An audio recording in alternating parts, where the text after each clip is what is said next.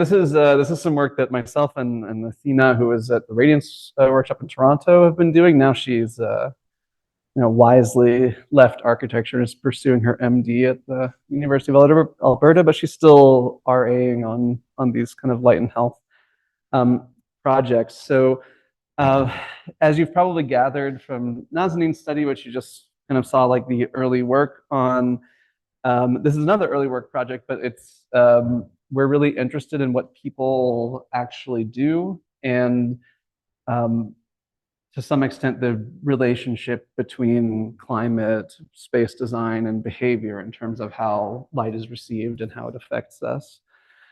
So in this case, I have a certain interest in northern Canada, one because I live and work in Canada now, and two, because light is extreme as you go further north or further south, which is part distance from the equator. So this presentation is looking at Whitehorse, which is a city in the Yukon. There's about 28,000 Whitehorsers who live there, and the mean annual temperature is 0.2 degrees Celsius or 32 degrees Fahrenheit. So it gets pretty cold. And relative to lighting on the winter solstice, you get about 5.2 hours of sunlight with a kind of maximum solar peak of somewhere like 8 to 10 degrees. And in the summer solstice, you get about 19 hours of daylight with a peak around 45 to 50 degrees solar altitude, which is a big discrepancy. And there are occupied or inhabited cities even further north in Canada that have like further extreme, like 2 to 3 hours of daylight in the winter. But in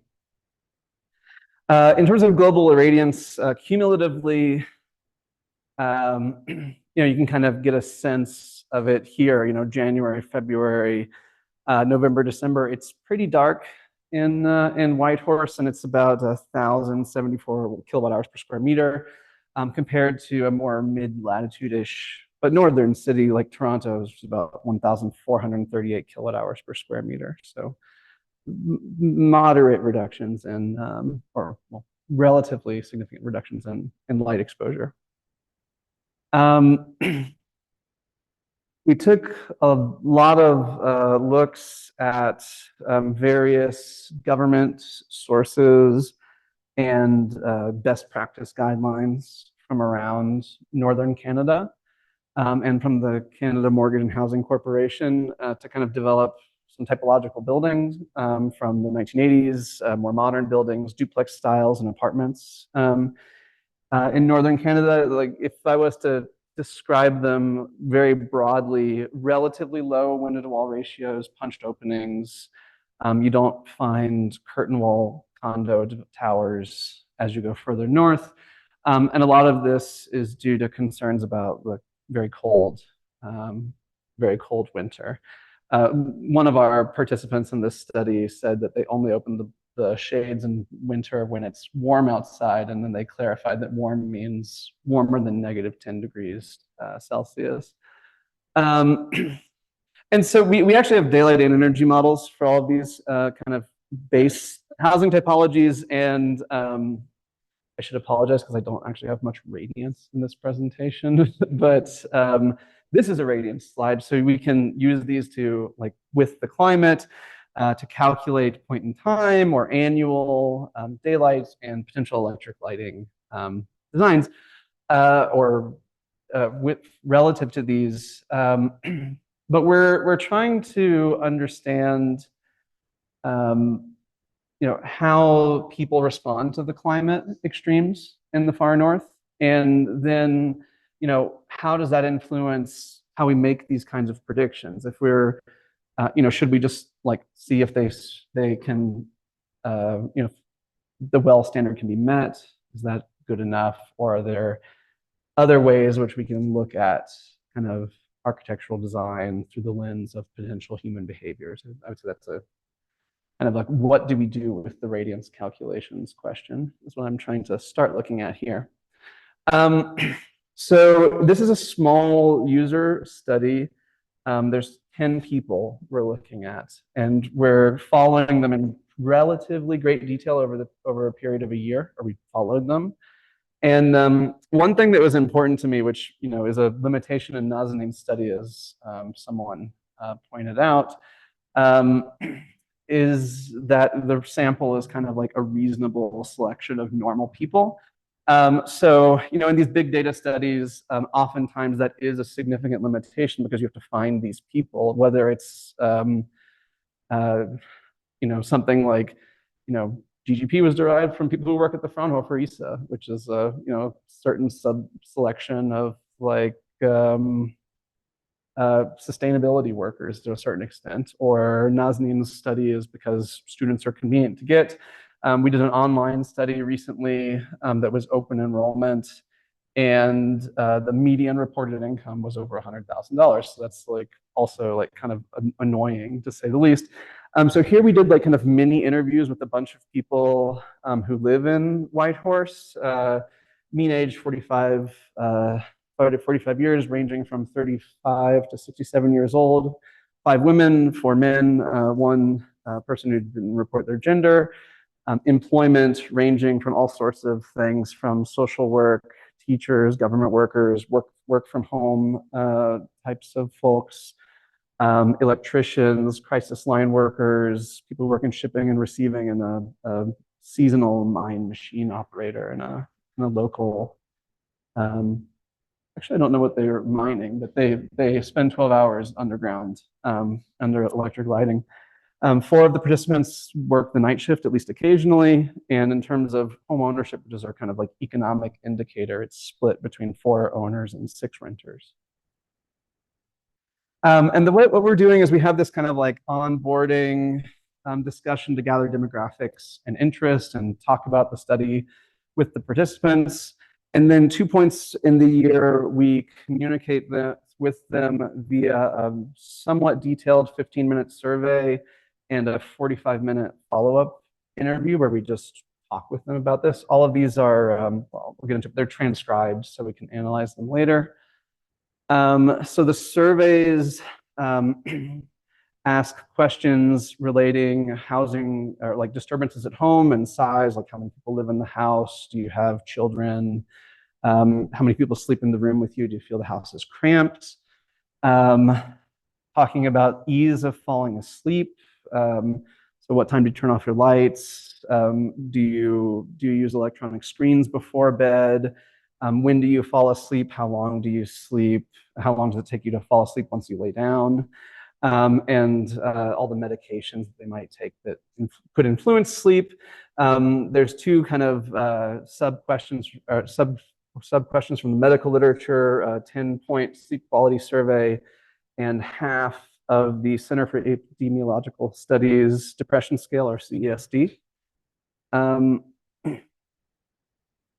And the participants are also asked to upload pictures of 3 core rooms in their house, living rooms, bedrooms, and kitchens, multiple pictures in most cases, showing the windows and the lighting. These 3 are randomly selected, and they're randomly selected because they have things that I like in them. So cats, and plants. But there's all sorts of stuff that you get to see. These are like real lived-in spaces. And the electric lights in the windows are there too. The interviews are like kind of semi-structured, and then again we have one for winter and one for summer. We asked the participants to go through like a typical time of use data survey, which we borrowed from StatCan and its methodology, which is people who run like the census in Canada and do all sorts of statistical analyses on the population. We talked through the images and the lighting quality in each room with the participants, including asking them to describe like the color and of the lights and orientation of the space, as well as like how they operate windows, blinds, electric lights, and if they like them or not, or why they like them and why they don't like them, and why they make these decisions. And we discuss any kind of extremely negative or extremely positive aspects on the survey about daylight quality, electric lighting quality, and sleep and health quality. So Each of these are, we did the surveys on Zoom and we used the auto transcribe feature, which I'd say gets you about 80% of the way there in terms of an accurate transcription. Then we listen through each of them and correct. And then after that, we delete the recordings and just keep the corrected transcriptions. That was something that the ethics committee was relatively happy about.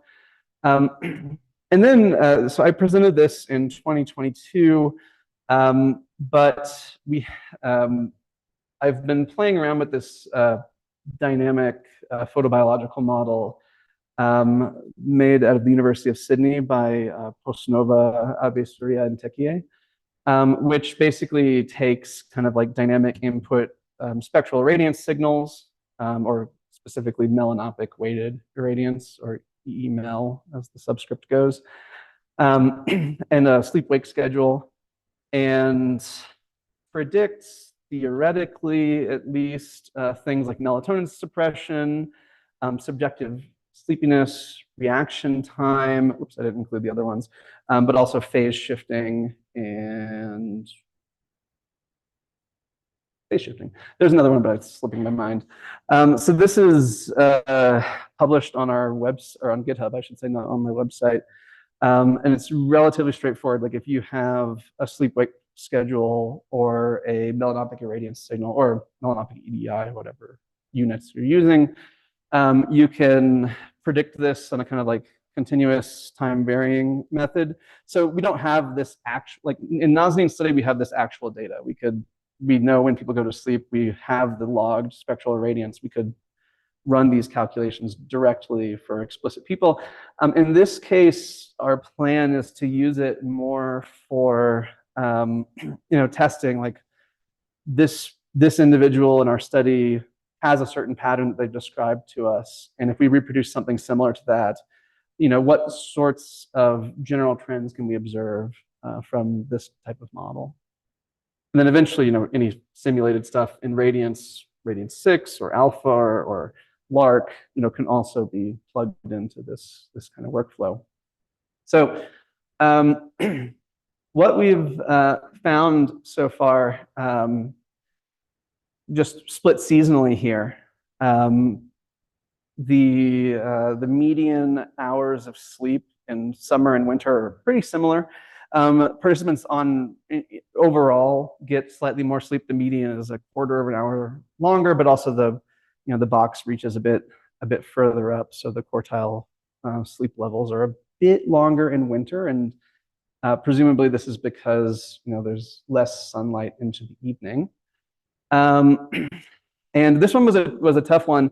The way to evaluate this depression risk score is that values over 8 make you at risk of clinical depression. And as you can kind of see, the vast majority of our participants scored highly on this rating scale. And actually like slightly worse in the summer. Well, actually significantly worse in the summer compared to the winter. This was tricky for two reasons. One is because we told the ethics committee that we would communicate like resources to all the participants who scored above an 8, and so we just basically had a talk with almost every participant in the study about this. But also, I'm not sure if this is just a general population thing or if this is something about the North. I'm pretty committed to including this subset of questions in another study in Toronto at some point, just to benchmark. But it was an interesting finding, but slightly less or somewhat less depressed in winter by the medians, but with a larger range. Looking at reported sleep quality, red is always bad in these plots, and green is always good. There's more restlessness during sleep reported in summer, and people report getting adequate or enough sleep subjectively more frequently during the winter, like across the 10 participants. This is not necessarily statistically significant, just what we've seen. In terms of having trouble sleeping, it's a bit more significant in the summer. And in terms of waking at night, again, this is a bit more significant in the summer, which again is probably due to, or we would hypothesize is due to circadian disruption due to the long length of day. But interestingly, or maybe interestingly, um, participants were less satisfied with daylight in the winter. Probably makes sense because there's less of it, but also much less satisfied with the electric lighting in the winter, probably or potentially because they have to rely upon it more than in the summer.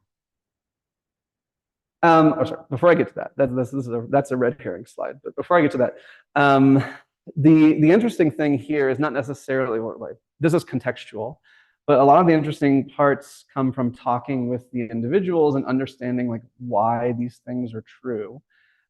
So I would say, well, just a couple of like takeaways. 9 out of 10 participants really love warm color temperature lighting and hate high color temperature lighting. Like 6,500 Kelvin is like very disturbing to them. Except one participant who is the inverse, kind of like me actually. I don't really like warm color temperature lighting, but they specifically install like high color temperature in their homes. Or that a lot of participants who rent don't like the electric lighting in their homes and therefore try to minimize its use at all times. Often this looks like that electric lights are just turned off during the summer when there's these like long periods of daylight. But the one participant was so extreme is that she keeps a flashlight in her bedroom to use instead of the actually installed electric lighting, and only turns on electric lights in adjacent rooms to the one that she's in, never the room that she's actually using. And so that's the kind of situation that if you had like a light on-off logger in a space, you wouldn't really understand that someone's not underneath that light unless you talk to them about it, right? So one thing that I tried to do initially with the interview transcripts is just text mining per question response answers. These are words, eliminating kind of like standard words that occur over 50 times in the discussions and are correlated in terms of the discussion sections greater than like 15% of the time. And the thing about this is that you can't take anything away from it, because the moment you start, which is kind of silly to put it up, but the moment you start discussing with participants about like light in the summer, they always want to talk about light in the winter as well, like just from their kind of memory of it. And so both in summer and winter, they'll be like, oh, I really like how I get natural daylight in the summer, and I hate how dark it is in the winter, or something like that. So it's they're kind of interesting to look at in terms of just like putting together a bit of a map where you might look at key concerns of participants, but you can't really glean analytical results from them. But one of the nice things for me about this study is also that we're able to kind of look at the the differences between participants, right? So these are sleep, wake, and activity schedules for the summer. So blue is sleep, red is at work, indoors, green is in transit between work and home. Light blue is at home. Pinkish colors are work that's either mixed indoor, outdoor, or outdoor. And light green is outdoor activities or other activities like walking the dog that are mixed. These are meant to be like typical weekday schedules that we ask people to report on. And you can see there's people who have all sorts of different schedules. Participant number 1 is the mine worker. So she has a 12-hour shift and she's underground the entire time. And then like I think every 2 weeks that actually flips. So she does the night shift instead of the day shift. Participant number 7 works 2 jobs. They do a supervised injection site during the day and a call center at night. And then there's a variety of sleep-wake schedules, a variety of kind of like outdoor work. Like only one participant had a predominantly outdoor job, but this type of gives us a relatively high variety of participant activity schedules. And because we did this twice, we have it in winter as well, and we can see we can see where things might change. Some people are remarkably constant across the year. These tend to be people who have like a very strict job. Like there's a school principal and a teacher. They both keep to their schedules pretty well. This was during a point in the summer where they were still teaching. Um, I don't actually know if one is the boss of the other, but it's theoretically possible. The mine worker, has the summer off because she's working 12-hour shifts 7 days a week for part of the year. And so there's various amounts of change that we can look at. I pulled out 3 participants here. Participant 0 coded EAW, participant 3 coded DAS, and participant 7 coded RPR. Just to talk a little bit more about what it's like communicating with these people. EAW and RPR both had like relatively high depression scores, and DAS was one of the few participants that had remarkably resilient mental health. Some had like very significant changes. Where's my mouse here? In sleep time. So RPR was going to sleep at 2 a.m. in the summer and 10 p.m. In the winter with the job change. And many of the participants, not just these 3, report using various kinds of self-managed ways of coping with lighting differences, whether it's taking melatonin or using like blue light lamps or daylight lamps, depending on how they call them. So EAW also reports like very explicitly on like what the issues are in terms of their relationship with light. They're a renter. They live underneath the deck of their landlord during the summer. The sun is very high, and so they get no direct sunlight underneath that deck. The electric lights are kind of like 2-directional and make it hard for them they're a painter, and make it hard for them to do their painting. And then they also have issues with chronic pain that, beyond any sort of lighting and housing related issues, it wakes them up at night, so it disrupts their sleep further. So all these things are like contextual details that, real people might have to deal with. By the winter interview, they had a hip replacement, and so the chronic pain was mitigated. And they really like the winter light because it's low enough on the horizon to come underneath the deck. So it's also like a very architecturally specific situation. They had installed grow lights, which they preferred using to the electric lights built into the rental space for lighting, ambient lighting purposes. And I won't read through all of this, but there's just a lot of stuff. Also, the owner of the house like piles their snow in front of their windows, which is a problem. DAS talked about the reason that they open blinds most in the summer. They're only closed for like to prevent overheating and for privacy in the evening. The electric lights in their home are all like recessed can lights that they find extremely too bright. But their house has like unusually large windows. It's a modern build, and so therefore provides a lot of daylight, and they spend a lot of time hiking, and in the summer they're outside a lot, which is another important contextual factor in their light exposure. In the winter, they basically just keep the shades closed all the time, and they were very specific about how they use blue light therapy to like kind of like self-entrain their circadian system. RPR was the one with the significant change in sleep time. They're kind of an interesting case because most of their lighting decisions are related to their cat, which is also kind of lovely, but also a little unfortunate. So they had installed like less bright lights, but their cat ate them. And they keep the window shades open so the cat can look outside. So it's you know it's a reason, but it also tells us like how their space is being operated and what the issues might be. And they also have insomnia, so it takes them like 2 to 3 hours to fall asleep. So understanding that could be interesting. During the winter, they take a lot of um, they do a lot to try to deal with the lighting situation. Um, so, for example, like keeping the blinds open as long as it's warm enough. Trying to not use screen devices as it approaches bedtime.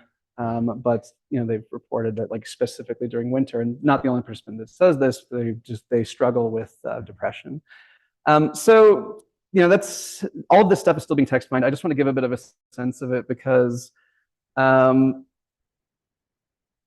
the idea here is that we can kind of try to understand like different potential behavioral schedules and apply them to the same space design, the same electric lighting design, and see like what all the ranges of outcomes might be from that in terms of circadian health, circadian entrainment, predictions. So this is one example. This is the last participant I just talked about during their summer schedule with the 2 jobs.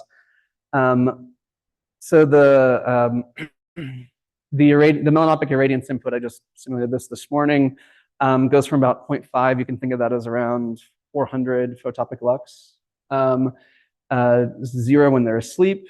There's a strong peak when they're going outside to travel to their main job. Their main job is like kind of cubicle-ish kind of, or it's like very indoors, no windows.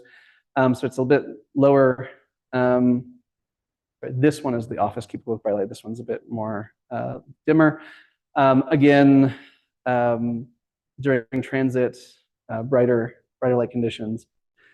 And so we can predict things like subjective sleepiness, which actually doesn't get super high on the scale from the predictive model, and also melatonin suppression, which is relatively extreme from the predictive model in this case. So with this kind of sleep schedule, I simulated it for 14 days continuously, which is maybe a bit extreme. But from a normal sleeping person, there's a phase shift of about 2 hours and 10 minutes off of like a normal sleep-wake schedule. And because of their night shift work, there's a predicted 47% melatonin suppression against someone who's like perfectly avoiding light at night. So these are the types of things that we can glean from different combinations of architecture, lighting assumptions, and behavioral schedules. And part of the analysis is intended to look into this type of stuff. So then it might be a bit of a lukewarm ending. There's a couple of things or a few things that we want to do going forward. One is just to like more systematically go through all the interviews and code them using a kind of more systematic methodology, like using a tool like NVivo, or even just like having rules about how we record the data or transcribe it into different like modes for analysis, to really take advantage of these radiance simulation models and this kind of like photobiological framework that we reproduced off of these papers from University of Sydney, and test things like reported behaviors and how those interact with light level reception and photobiological outputs, to look at different architectural types and materiality and how that could influence the interior lighting levels that these kind of like archetypes might receive, and to look at the electric lighting design types that we observe from the photos in the house, and how they're being used in order to also look at that. So one of the potential issues here is that, of course, it's hard to do any like real statistical analysis on a sample of 10 people. I would like to posit that you can still learn a lot from doing a kind of like case study like this. And you can tell me that I'm wrong, but it's been a really interesting experience for me and Athina, I think, as well, working on this project. And hopefully by the end of the year, we'll have a a good report that can go out to a journal publication somewhere on our findings. So thank you. And I went a bit long, but I'm still happy to take questions if I can.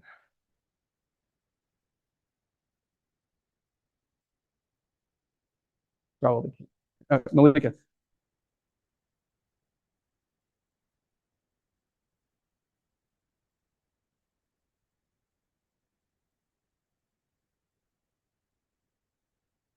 Yeah.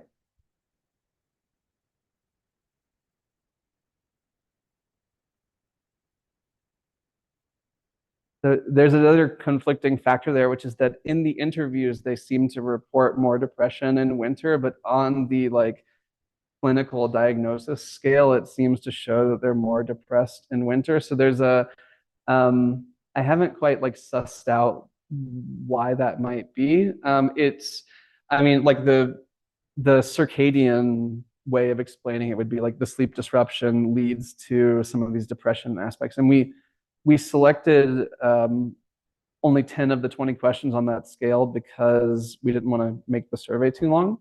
But we also chose the ones that were most related to sleep. So like I have trouble getting going in the morning, things like that. You respond like how frequently that occurs to you. So there might also be like a kind of methodological bias where we're putting our thumb on the sleep disruption parts of the scale. But yeah, when you listen to the participants, they say a bit differently. Oh, Greg. I mean, this talk and the previous one, it seems like you're taking different acts on the same overlap. Yeah, I mean, that's exactly right. We're definitely trying to look at the like individual kind of human aspects. And I think the methodologies came about just, I mean, I don't know if serendipitously is the right word, but it wasn't necessarily entirely intentional that they would align this much. But I definitely think, we can try to look at the same questions through the two different approaches, and hopefully that will give us better insights. But you always say that about any research project. It's not always the case. Previous study had more instrumentation. Yes. Yeah. Personnel. That's yeah. Yes. I was just thinking sadly to myself about that during Nazanin's presentation. So this one went through the ethics board, I think, when Nazanin was in her first year. And we didn't have the sensors built yet. So also, I mean, Whitehorse is a bit distant, but in retrospect, if I was to do it today, I'd say, well, can we put like sensors inside your home or your car or whatever, during a week of this period. But yeah, I mean, unfortunately, that ship has sailed. But it would be great to do it.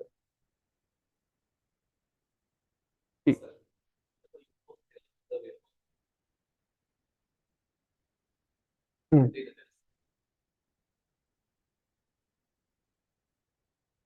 Central lighting. Sorry. Oh yeah.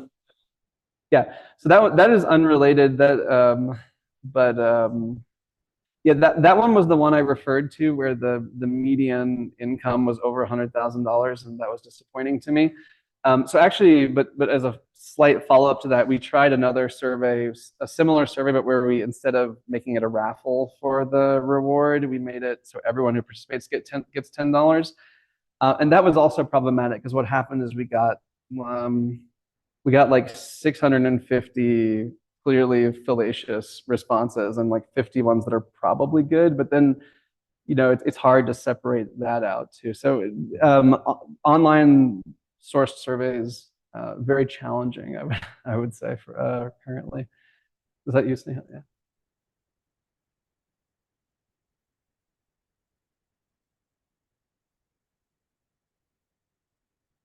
These. So we're using them in a couple of ways. One is that we use them during the interviews. We have the participants do a walkthrough of their house, and we talk to them about like what we see in the photos when they're in the rooms. I didn't go into that too much in this presentation, but we say like, okay, what are the orientation of these windows? How do you operate this electric light? Are there any like issues with control of daylight or electric light? So things like that. And so that's what they've been used for. And then in terms of like, they're also like a somewhat representative sample of electric lighting design types or management types in the homes, as well as like material reflectances. Like, I mean, I can look at this and say, okay, the wood floor is probably like 30 to 40% reflective, and the wall is maybe, I don't know, like somewhere between 40 and 60. It's not perfect, but it kind of gives a sense of some aspect of the material palettes, you know, compared against the colors in spectral GB, for example. So that's where they're kind of that's where they come in, both as a talking point as well as like a somewhat low quality method of data collection. It was on Zoom. And actually, Athina did all of the interviews, but then I've listened to all of them after the fact, so I feel like I was there, except I didn't do any of the work. Yeah.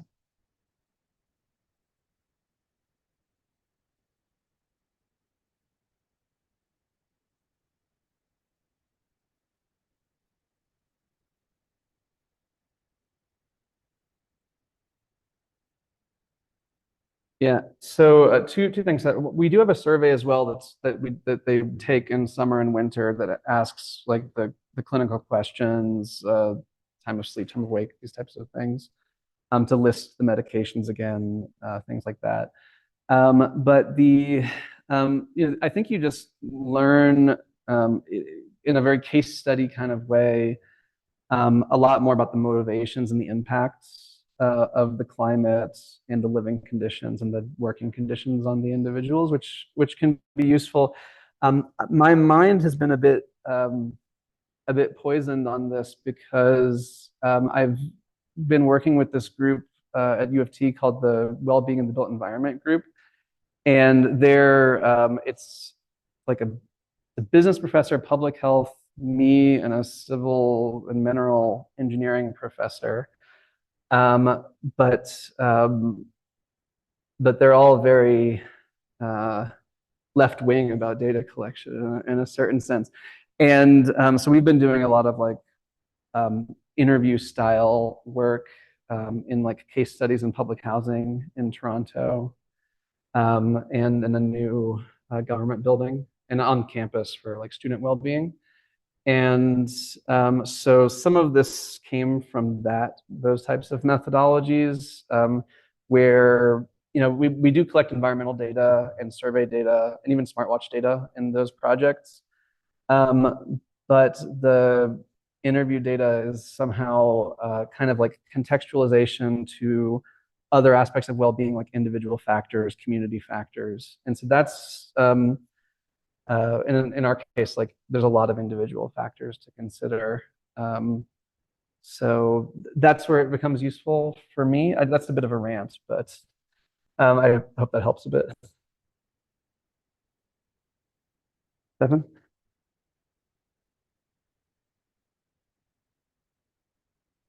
Oh, yeah. I explicitly excluded winter from the summer one, and I excluded summer from the winter one, but they are there. If I didn't,